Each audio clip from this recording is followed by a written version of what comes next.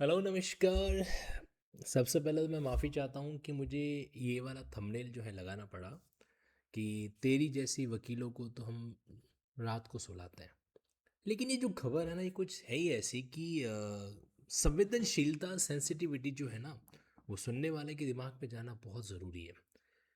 देखो क्या घटना घटी, कितनी सत्यता थी कितनी नहीं थी, वो सब बात की बात है। लेकिन बिना आग के धुआं नहीं उठता, ये हम लोगों ने बहुत पहले से सुन रखा है। अब क्या हुआ था आइए मैं आपको बताता हूँ। और उससे पहले ज़रा ये चीज़ आप जानने की कोशिश कीजिएगा। क्या हुआ कि एक मामले में एक वकील साहिबा जो है वो अपने किसी क्लाइंट के केस के अंदर कहाँ पे गई, जो है पुलिस थाने गई। नोएडा की सेक्टर पुलिस के यहाँ पे गई वो, और उसने बोला कि भाई ये मेरे क्लाइंट का केस है और इस तरीके से मैं एफआईआर है जो रजिस्टर्ड करना चाहती हूँ। आप स्क्रीन पे देख पा रहे हैं तो एनडीटीवी इंडिया की वेबसाइट से जब मुझे ये जानकारी मिली ना, मतलब एक बार के लिए मन इतना दुखी हुआ कि यार हद हो गई है। क्योंकि जो मैं लिंकिंग ऐप पर एडवोकेसी गाइडेंस प्रोग्राम चलाता हूँ ना, यंग एडवोकेट्स वगैरह के लिए, तो उसमें मैं उनको कहता हूँ कि यार शुरुआत के स्टेज के अंदर हमें हर चीज़ करनी पड़ती है। हम नो डाउट शेयर कोर्ट के हैं, लेकिन हमें कई बार फील्ड के अंदर भी जाना पड़ जाता है। और मैं उनको ये कहता हूँ कि एकदम बोल्ड होके जाइए आप कहीं पर भी जाना है तो। लेकिन ये खबर, मतलब फीमेल एडवोकेट के लिए तो बहुत ही शर्मनाक चीज़ होगी अपने आप में। सुप्रीम कोर्ट तक मामला पहुंचा है। सुप्रीम कोर्ट ने क्या किया है कि नोटिस भेजा है। और मैं इस बात से लेकर जरूर सरप्राइज हूँ, खाली नोटिस भेजने से क्या होता है। अब सुप्रीम कोर्ट हो सकता है अपनी पूरी प्रक्रिया को फॉलो कर रहा हो।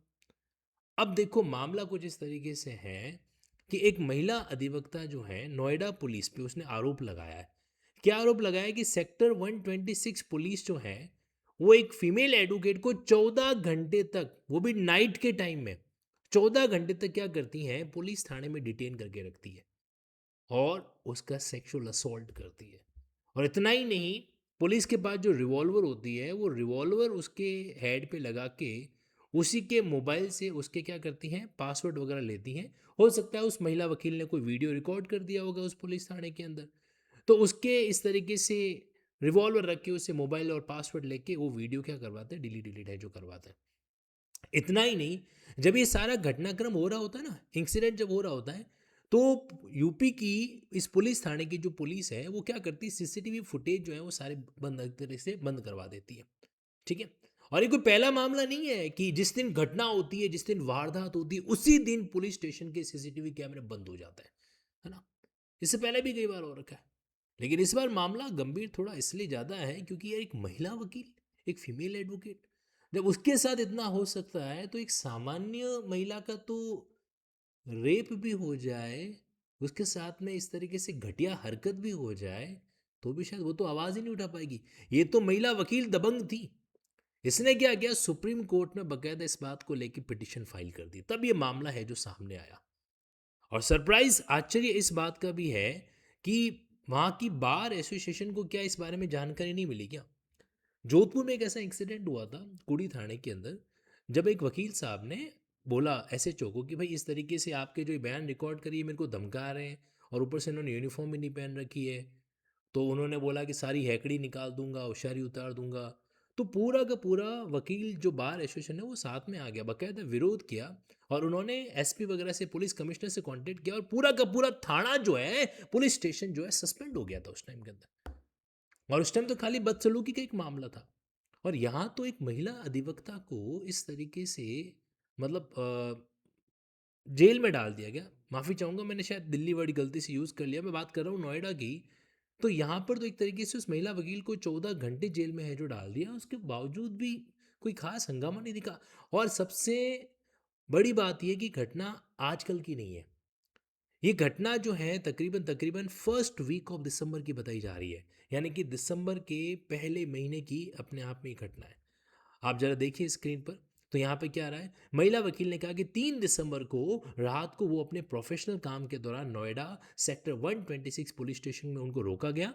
और वकील का कहना है कि अपने क्लाइंट के लिए वो एक चोरी का मामला था, तो थेफ्ट का मामला, तो एफआईआर दर्ज करने के लिए, थेफ्ट का मामला कॉग्निजेबल केस में आता है, पुलिस को एफआईआर दर्ज करनी पड़ेगी।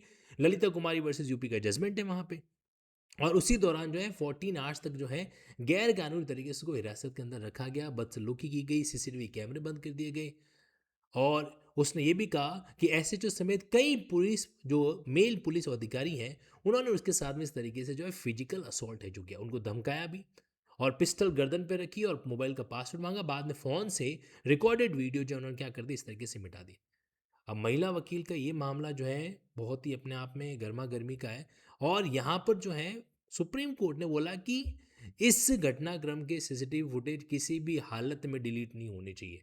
मतलब कस्टोडियल वायलेंस का अपने आप में एक तरीके से क्या है केस है जो यहाँ पे बन रहा है। नेशनल ह्यूमन राइट कमीशन इसमें इन्वॉल्व हो चुका है, एनएचआरसी।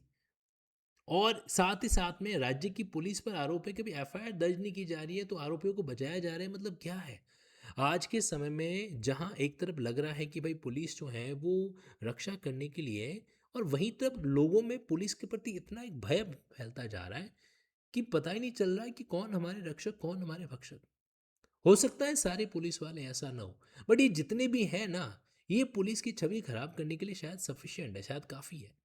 वरना आप सोचिए एक फीमेल एडवोकेट के सामने ऐसा कुछ करने से पहले 10 बार उनको सोचना चाहिए। फिर सामान्य महिला के साथ में तो अगर वो मजबूरी के अंदर पुलिस स्टेशन चली भी जाए, आप कल्पना कीजिए कि अगर किसी महिला के पुलिस उसके हस्बैंड को मान लीजिए ज़बरदस्ती जो किसी भी कारणवश जो है किसी को इन लोगों ने परेशान किया, उसके साथ अपराध हुआ और वो पत्नी दौड़ती भागती पुलिस स्टेशन आई वगैरह ऐसे मामलों के अंदर, तो पता नहीं उसके साथ तो क्या ही सीन हो जाए। वो भी तो वहाँ पे पीड़िता होगी ना, और वो तो कुछ बोल ही नहीं पाएगी क्योंकि ना तो वकील है। आज के समय में बहुत ज़रूरी हो गया है कि घर से एक एडवोकेट तो चाहिए ही चाहिए, बेटा हो बेटी हो, एडवोकेट होना बहुत ज़रूरी है। वरना कई बार ये जो सिस्टम के जो पहरेदार हैं वो इतने खतरनाक हो जाते हैं, कल्पना नहीं की जा सकती। अभी जो 3 चीज़ें अपने सामने आ रही है, क्योंकि देखो वो महिला वकील इतनी भी झूठ नहीं बोल सकती कि पूरे पुलिस थाने पे इस तरह का आरोप एलिगेशन है जो लगा दे। और सीसीटीवी कैमरे क्यों बंद हो गए उसी पर्टिकुलर नाइट को, उसी पुलिस थाने के सीसीटीवी कैमरे उसी टाइम पे बंद है जो होने थे। ये भी अपने आप में संदेह के घेरे में क्या करता है, सिचुएशन को जो क्रिएट करता है। और इतना ही नहीं, जब इस तरह की वीडियो जो आप अलग अलग जगह पे देख रहे हैं ना, तो मैं आपको बताना चाहता हूँ कई लोगों ने अपनी अपनी अलग तरीके से प्रतिक्रिया की है। ये वीडियो भी जो है जिस तरह से सुप्रीम कोर्ट ने जो नोटिस जारी किया है, उसके पॉइंट ऑफ व्यू को लेकर मतलब कि अलग अलग लोगों का अलग अलग तरीके से क्या आ रहा है, रिएक्शन है जो आ रहा है। मैं आपको कुछ चीज़ें हैं जो यहाँ पे ज़रूर दिखाऊंगा। अब आप देखिए, यहाँ पर आप स्क्रीन पर देख पा रहे हैं, तो एक पर्सन कहता है कि भाई ये पुलिस वालों के ऊपर जो बॉडी कैम मतलब क्या होता है, कई ऐसे डेवलप कंट्रीज हैं जहाँ पे पुलिस यूनिफॉर्म के आगे कैमरा लगाया जाता है ताकि पुलिस जो भी हरकत करे ना वो एकदम तरीके से रिकॉर्डेड फॉर्म में रहे। और अगर ऑफिशियल ड्यूटी कर रहे हैं तो क्या ही दिक्कत है। अब बॉडी कैम तो छोड़ो, जो पुलिस स्टेशन कैम है उसके बारे में भी क्या हो रहा है, मामला जो है आधा अधूरा चल रहा है। इतना ही नहीं, और बात की जाए यहाँ पे, तो यहाँ भी देखिए कि एक कैंडिडेट से वो कह रहा है कि अगर एडवोकेट ही सेफ नहीं है तो I did not see this coming. साथ ही साथ में यहाँ पर क्या हो रहा है कि बहुत ही डिस्ग्रेसफुल है। अब देखो, यहाँ पे एक पर्सन ये भी कह रहे हैं कि भाई क्या पॉइंट है नोटिस भेजने का, आप डायरेक्टली स्टेट डीजीपी या स्टेट वगैरह को क्यों नहीं रिफॉर्म करते। और ऐसा हुआ भी, ऐसा नहीं कि मतलब ऐसा किया नहीं जा सकता। जोधपुर के अंदर ये चीज़ ऑलरेडी हो रखी है और वहाँ पे उसका इमीडिएट रिजल्ट भी आया। अब देखो, सही गलत की बात जो है हम यहाँ पे नहीं कर रहे, लेकिन कुछ तो गड़बड़ हुआ है। और जब ये गड़बड़ हुआ है तो इसका मतलब उस मामले का प्रसंज्ञान लेना बहुत ज़रूरी है। और अगर ऐसा होता है तो सिर्फ ये सस्पेंड सस्पेंड करने से काम नहीं चलेगा। ये वाकई में बहुत बड़ा इंसिडेंट है कि एक लेडी वकील के साथ ऐसा कुछ हो सकता है, तो सामान्य महिला की तो आप परिकल्पना ही छोड़ दीजिए, वहाँ तो कुछ भी एक तरीके से। और कई बार ऐसे कई सारे वीडियो आजकल वायरल हो रही है, तो धन्यवाद दीजिए कि मीडिया का या एक तरीके से कैमरास का, मोबाइल का, जो इस तरीके की चीज़ों को रिकॉर्ड जो कर देता है। अगर जहाँ पे आते ही आपके मोबाइल साइड में रखवा दिए जाए उस केस के अंदर, तो फिर तो बात ही खत्म हो जाती है। ये वीडियो जिस समय मैं बना रहा हूँ इस समय अभी मतलब रात के लगभग 11:15 बजे हैं। पहले तो लगा कि इस तरह का चीज़ नहीं बनाना चाहिए, कहीं ऐसा ना हो कि जो यंग एडवोकेट्स हैं, ये फीमेल एडवोकेट्स हैं, वो एक तरीके से डीमोरलाइज हो जाए इन घटनाओं से। लेकिन सच्चाई तो ये है कि डरने से तो काम चलना नहीं है। सबसे बड़ी बात यह है, ये वीडियो मैं इसलिए बना रहा हूँ कि यहाँ पर इस लेडी एडवोकेट ने सुप्रीम कोर्ट के सामने इस बात की पिटीशन फाइल की, x versus union of India. इस अननोन टाइटल के साथ में केस क्या किया जा रहा है, डील है जो किया जा रहा है। सुप्रीम कोर्ट ने खुद ने कहा कि हम सामान्यतः इस तरह के मैटर लेते नहीं है, लेकिन जो ये घटना है वो एकदम अपने आप में नॉर्मल नहीं कही जा सकती। इस घटना के अंदर जो कुछ भी हुआ वो वाकई में एक तरीके से टॉलरेट करने लायक नहीं है। लेट्स सी अब आगे क्या होता है। और जब ये इस महिला का ही कहना है, इनका ही कहना है कि पुलिस वालों ने इस तरीके से उससे अभद्र भाषा का इस्तेमाल किया, और उसको ये स्टेटमेंट जो आपके सामने थंबनेल पे लिखा हुआ है ना, ये स्टेटमेंट उसको कहा गया कि तेरे जैसी वकीलों को तो हम रात में सुलाते हैं, अपने पैरों के बीच में रखते हैं। इस तरह की गंदी भाषा का इस्तेमाल वहाँ पर किया गया। और ये अपने आप में एक लॉफुल या एक तरीके से लॉ से अबाइड डेमोक्रेसी का पार्ट बिल्कुल नहीं हो सकता। अब अगर यहाँ पे जो सच्चाई मिलती है ना, तो इस केस के अंदर डेफिनेटली कुछ लोग ये भी कह रहे हैं कि महिला वकील है, झूठ भी तो बोल सकती हैं, इसलिए वो झूठ बोल रही होगी। लेकिन महिला वकील एक व्यक्ति के खिलाफ झूठ बोलती, दो के खिलाफ बोलती।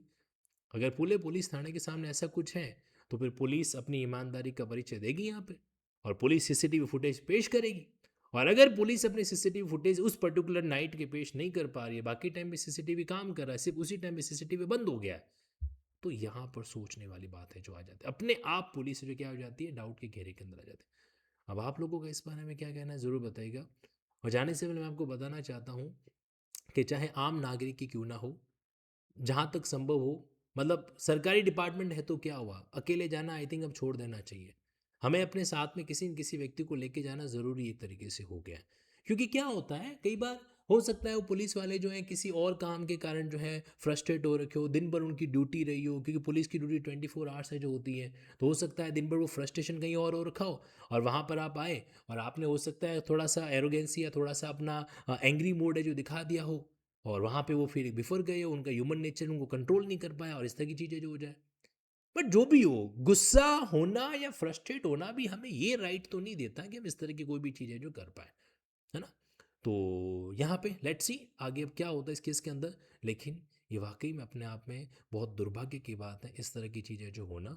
और जो संबंधित वो पुलिस थाने के संबंधित जो बार एसोसिएशन है, अब वो क्या कदम उठाती है ये भी देखना क्या रहेगा, यहाँ पे ज़रूरी है जो रहेगा। आप लोगों का इस तरह की घटना के बारे में क्या कहना है, मुझे कमेंट बॉक्स में ज़रूर बताइएगा। और अगेन मैं एंड में यही कहना चाहता हूँ कि लाइव के अंदर कुछ चीज़ें टॉलरेट करने लायक नहीं बच जाती है। और ख़ास करिए क्योंकि ये तो एक बार चीज़ हुई, अगर आप आवाज़ नहीं उठाओगे तो स्वाभाविक सी चीज़ है कि किसी दूसरी महिला के साथ तो कुछ भी किया जा सकता है, कुछ भी है जो हो सकता है। लेकिन अभी भी देश को जो है न्याय पे और कानून पे भरोसा है, और हमें सुप्रीम कोर्ट पे भरोसा है कि सुप्रीम कोर्ट यहाँ पे डेफिनेटली कुछ न कुछ ऐसा एक लैंडमार्क जो है निर्णय जरूर देगा, या लैंडमार्क एक्शन जरूर लेगा, जिसके माध्यम से क्या किया जा सके, इस तरह की चीज़ों को ख़त्म किया जा सके। जय हिंद, जय भारत।